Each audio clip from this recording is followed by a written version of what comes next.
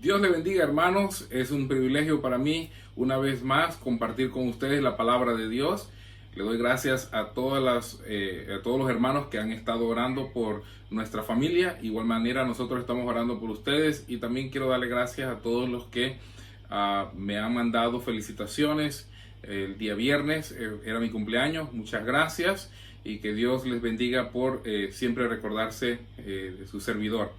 Bueno, quiero también recordarles, hermanos, que por favor no se olviden de continuar mandando sus peticiones de oraciones, de dejarme saber si hay alguna necesidad que nosotros podemos estar orando. Por favor, compártalo con nosotros. Es un placer poder siempre orar por esas necesidades, y si hay alguna manera que nosotros podemos ser de bendición, podemos ayudar en alguna área, por favor también déjenos saber para poder saber qué hacer. Bueno, continuamos orando también por el coronavirus, que Dios pueda traer sanidad, que Dios pueda ayudarnos en estos tiempos difíciles que estamos pasando. No es solamente una situación que pasa aquí en el lugar donde nosotros vivimos, pero es una situación que pasa en Panamá, en el mundo entero. Así que, por favor, oremos. La Biblia dice, orad sin cesar. Eso quiere decir que debemos orar cuando estamos en nuestra casa, cuando estamos caminando, cuando estamos por allí, estemos haciendo lo que estemos haciendo, incluso cuando no estemos haciendo nada.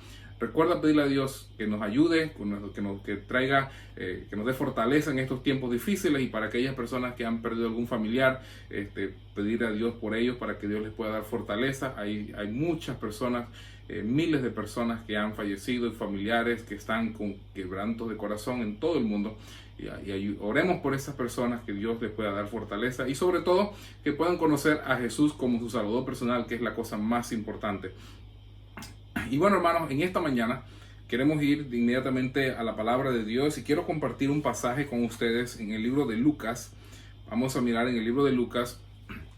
Por supuesto, el día de hoy estamos celebrando la resurrección de nuestro Señor Jesucristo, y yo quisiera que nosotros podemos mirar este pasaje, porque este pasaje que está aquí en el libro de Lucas capítulo 24 es el día que las personas, algunas hermanas fueron a ver el sepulcro, y aquí ya el Señor Jesucristo no estaba. Así que vamos a leer, por favor, en el libro de Lucas. Yo voy a leer. Si usted tiene su Biblia, por favor, abra su Biblia y lea ahí en el pasaje, sígalo con su vista. Dice la palabra de Dios en el libro de Lucas 24, versículo 1. El primer día de la semana, muy de mañana, vinieron al sepulcro trayendo las especies aromáticas que habían preparado, y algunas otras mujeres con ellas, y hallaron removida la piedra del sepulcro, y entrando no hallaron el cuerpo del Señor Jesús. Aconteció que, estando ellas perplejas por esto, he aquí se pararon junto a ellas dos varones con vestiduras resplandecientes, y como tuvieron temor y bajaron el rostro a tierra, les dijeron: ¿por qué buscáis entre los muertos al que vive? No está aquí, sino que ha resucitado. Acordaos de lo que os habló cuando aún estaba en Galilea, diciendo: es necesario que el Hijo del Hombre sea entregado en manos de pecadores, y que sea crucificado y resucite al tercer día. Entonces ellas se acordaron de sus palabras, y volviendo del sepulcro dieron nuevas de todas estas cosas a los 11 y a todos los demás. Eran María Magdalena y Juana y María, madre de Jacob, y las demás con ellas, quienes dijeron estas cosas a los apóstoles. Vamos a orar y pedirle a Dios que nos ayude, que nos dé entendimiento, que podemos aprender algo en el día de hoy, y que podemos vivir días sabiendo que nuestro Jesús está vivo, pues ha resucitado. Señor, gracias por este día que nos das. Gracias por tu palabra. Gracias porque tú no nos has dejado solo. Gracias porque tú nos amas. Te ruego, Señor, que tú bendigas estos minutos que tenemos por delante, que tú bendigas tu palabra, que habla a los corazones. Y Señor, que si hay alguien que me escucha en este momento que no tiene o no conoce a Jesús como su Salvador personal, que este sea el día, que este sea el momento en que puedan conocerte como Salvador personal de sus vidas. Te ruego, Señor, por cada persona que escucha este mensaje, que los oídos sean abiertos, que la mente sea esclarecida, que el corazón pueda tener una disposición para escuchar desde el principio hasta el final. Te doy gracias y te ruego, Padre, que tú obres en gran manera. Gracias porque tú estás vivo, gracias porque resucitaste, gracias porque nos das la vida eterna. Gracias por todo lo que tú nos das, aunque no lo merecemos. Gracias por llamarnos hijos tuyos. Gracias, Señor, por todo lo que haces. Te damos gracias y te damos la honra y la gloria, pues todo es tuyo. En el nombre de Jesucristo. Amén. Esta historia a mí me encanta mucho, porque dice la palabra de Dios que el primer día de la semana, muy de mañana, vinieron al sepulcro, trayendo las especies aromáticas que habían preparado y algunas otras mujeres con ellas, y hallaron removida la piedra del sepulcro. Hermanos, la piedra del sepulcro, a mí me parece, esta parte aquí me parece muy interesante. La piedra del sepulcro estaba removida, pero no fue porque Jesús la removió para poder salir de la tumba. Jesús no necesitaba remover la piedra para salir. Cuando Jesús entró, cuando estaban los discípulos reunidos y Jesús entró en el lugar donde ellos estaban, ni tan siquiera tocó la puerta para entrar, ni tan siquiera abrió la puerta para entrar, solamente se apareció entre ellos. La razón que el Señor Jesucristo, yo creo de todo corazón que la razón por la que el Señor Jesucristo o más bien por la que la piedra estaba removida, era para que los que venían a verlo muy de temprano en la mañana supieran que él ya no estaba ahí, pues había resucitado. Y bueno, hermanos, podemos mirar que el Señor Jesucristo hizo esto para ellas y luego ellas estaban atemorizadas y vieron a este ángel y él hace una pregunta muy interesante que yo quisiera que nosotros nos hiciéramos muchas veces nosotros también. Porque él viene y le dice, ¿por qué buscáis entre los muertos al que vive? A mí me encanta, hay un canto que a mí me encanta muchísimo, es ese canto que se llama ¿Por qué él vive? Y el corito lo cantamos muy a menudo. Porque él vive, triunfaré mañana. Porque él vive, ya no hay temor. Porque yo sé que el futuro es suyo. La vida vale más y más solo por él. La vida vale más y más porque Jesús vivo está. Él está vivo, Él resucitó, Él no estaba en ese lugar. Y luego entonces, hermanos, dice que cuando Él les dijo a ellas, Él les dice a ellas, o el ángel les dice a ellas, ¿por qué buscáis al que entre los muertos, al que está vivo? Entonces, Él les dice, diciendo, es necesario, Él les dijo así, mira el versículo 6, no está aquí, sino que ha resultado, acordaos de lo que os dijo, o lo que os habló, cuando aún estaba en Galilea, diciendo, es necesario que el Hijo del Hombre sea entregado en manos de hombres pecadores, y que sea crucificado, y resucite al tercer día. Y el Señor Jesucristo resucitó, como dice la Escritura, al tercer día. La semana pasada, o el jueves, estuvimos hablando un poquito acerca de la muerte del Señor Jesucristo, y la Biblia nos enseña que Él estuvo 3 días y 3 noches, estuvo muerto 3 días y 3 noches y luego resucitó. 3 días y 3 noches, 3 días son un día son 24 horas, 3 días son 72 horas. Para aquellos que piensan que el Señor Jesucristo que murió un viernes, saque la cuenta para ver desde el viernes hasta el día domingo a la mañana si encuentra 72 horas. No hay 72 horas. A mí me parece interesante que si nosotros contáramos viernes, vamos a decir que él estuvo en la tumba desde las 6 de la tarde del día viernes. Viernes de las 6 de la tarde hasta el sábado a las 6 de la tarde son 24 horas. Y 12 horas más son 36 horas. ¿Y dónde está el resto de las otras horas? ¿Qué se hicieron las otras horas? Entonces no cabe, no da el tiempo correcto. Y esto es importante entenderlo, hermanos, porque en Israel se estaba celebrando una fiesta muy importante que se llamaba la fiesta de la Pascua, y esa fiesta se comenzaba a celebrar mucho más antes. Y explicamos ahí que la razón por la que el día de hoy el catolicismo ha malinterpretado las escrituras y han enseñado erróneamente es porque ellos toman el pasaje allí mismo en el libro de Lucas, donde un hombre que se llamaba José fue y pidió el cuerpo del Señor Jesucristo, y él quería que bajar el cuerpo antes de la celebración de la fiesta, porque dice que era el día de la preparación y estaba para comenzar el día de reposo. Entonces ellos piensan que el día de reposo era el día sábado, por eso el Señor Jesucristo tuvo que haber muerto el día viernes. Pero la celebración que estaba por celebrarse, o en ese día se estaba celebrando la Pascua, y la celebración que continuaba era una fiesta que se llamaba la fiesta de los panes sin levadura, y esa fiesta empezaba, por así decir, el día jueves. Entonces el Señor Jesucristo tenía que haber sido bajado de la cruz antes que el día jueves llegara, y recordándose, no nos debemos olvidar que para los judíos, para el pueblo de Israel, el día empieza a las 6 de la tarde o cuando el sol se pone. No necesariamente, no era como nuestro calendario. Por eso que nosotros podemos malinterpretar un poquito, porque ellos se rigen por el calendario diferente.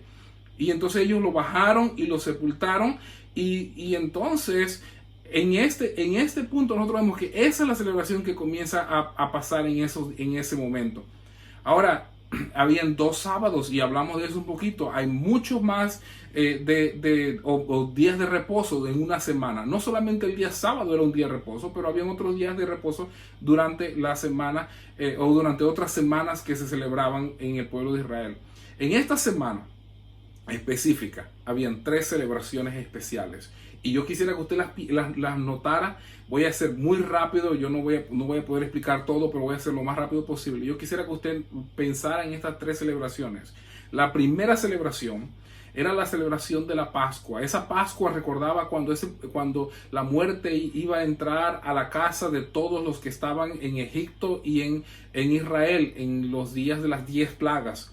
Y el primogénito que encontraba en esa casa iba a morir. Pero la persona que ponía la sangre de la cruz, la persona que ponía la sangre del cordero, ellos tenían que sacrificar un cordero, la sangre que era puesto en los linteles de la puerta, y cuando la muerte llegaba esa noche pasaba de largo, porque había sido cubierto por la sangre del cordero. Bueno, hermanos, dice el libro de Corintios capítulo 5 que Jesús es nuestra Pascua. La palabra Pascua significa sacrificio. Jesús es nuestro sacrificio. Él es nuestra Pascua.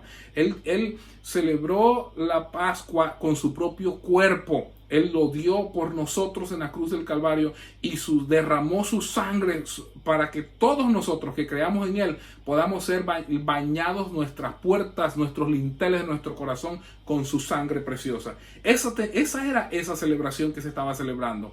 Las fiestas de Dios, hermanos, no eran una fiesta por casualidad, eran fiestas con un nivel, por así decir, profético.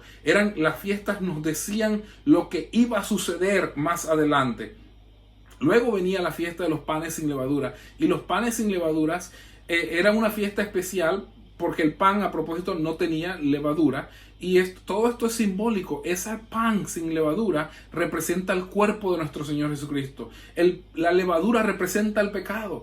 El cuerpo de Cristo era sin pecado. Jesús era sin pecado. Por eso la levadura tenía que ser sin pecado. Perdón, el pan tenía que ser sin levadura. Así que tenemos la primera celebración en la Pascua. Jesús es nuestra Pascua, derramó su sangre, ha sido puesto en nuestros corazones. La segunda fiesta, que iniciaba el mismo día siguiente, apenas que terminaba la Pascua, apenas que terminaba el sacrificio y empezaba la cena, desde ese momento empezaba la celebración de los panes sin levadura. Por 7 días había la celebración de los panes sin levadura. En ese día especial, entonces, se recuerda la muerte, la sepultura. La fiesta de los panes sin levadura nos recuerda la sepultura del Señor Jesucristo. Pero llegando al día domingo, entonces había otra fiesta que también era importante, y es muy importante para nosotros recordarlo. Y yo quiero que vaya conmigo. Vamos a ir al libro de Levíticos capítulo 23. Levíticos capítulo 23. Y aquí en Levíticos capítulo 23 vamos a mirar esa fiesta que era la que se iba a empezar a celebrar el día domingo. Vamos a ver Levítico 23 y vamos a leer del versículo 9. Déjame que llego aquí, Levíticos capítulo 23. Y vamos a leer del versículo 9 hasta el versículo 14. Dice la palabra de Dios así, Levítico 23. Y habló Jehová a Moisés diciendo, habla a los hijos de Israel y diles, cuando hayáis entrado en la tierra que yo os doy, y seguéis su mies, traeréis al sacerdote una gavilla por primicia de los primeros frutos de vuestra siega. Y el sacerdote mecerá la gavilla delante de Jehová, para que seáis aceptos el día siguiente del día de reposo la mecerá. Y el día que ofrezcáis la gavilla, ofreceréis un cordero de un año sin defecto en holocausto a Jehová. Su ofrenda será 2/10 de efa de flor de harina amasada con aceite, ofrenda encendida a Jehová en olor gratísimo, y su libación será de vino 1/4 parte de un hin. No comeréis pan ni grano tostado ni espiga fresca hasta este mismo día, hasta que hayáis ofrecido la ofrenda de vuestro Dios. Estatuto perpetuo es por vuestras edades en donde quiera que habitéis.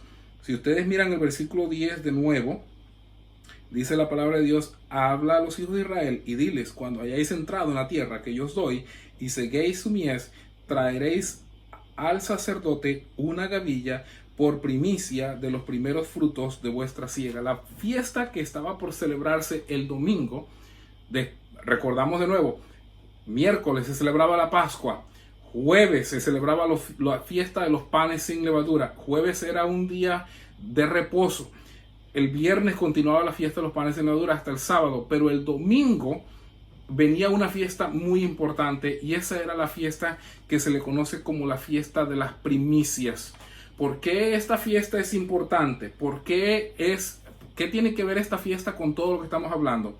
Bueno, mira conmigo por favor, vamos a ir al libro de Colosenses, capítulo 1.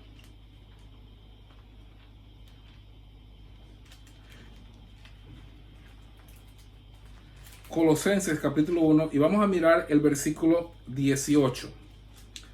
Colosenses 1 y el versículo 18 dice así, está hablando de Jesucristo y dice, y Él es la cabeza del cuerpo, que es la iglesia, el que es el principio, el primogénito de entre los muertos, para que en todo tenga la preeminencia. ¿Sabe lo que está diciendo? Que Jesucristo es el primogénito, que Él es el primero de entre los muertos. Él es el primero en resucitar. Entonces, nosotros nos damos cuenta, solamente por mirar la fiesta de Jehová, que todo lo que sucedió esta semana, o lo que sucedió hace más de 2000 años, tenía que ver con todo eso que Dios venía anunciando de antemano. La Pascua, que es nuestro Señor Jesucristo. Los panes sin levadura, que es la muerte del Señor Jesucristo. Y finalmente las primicias, que es Jesucristo, la resurrección de entre los muertos, el primero de entre los muertos. Todo esto es muy importante y vamos a seguir mirando ahora 1 Corintios capítulo 15. 1 Corintios capítulo 15 y el versículo 4. En 1 Corintios capítulo 15 y el versículo 4 dice la palabra de Dios, o vamos a ver desde el versículo 1 en adelante, dice así, además os declaro, hermanos, el evangelio que os he predicado, el cual también recibisteis, el cual también perseveráis, en el cual también perseveráis, por el cual asimismo si retenéis la palabra que os he predicado, sois salvos, si no creísteis en vano.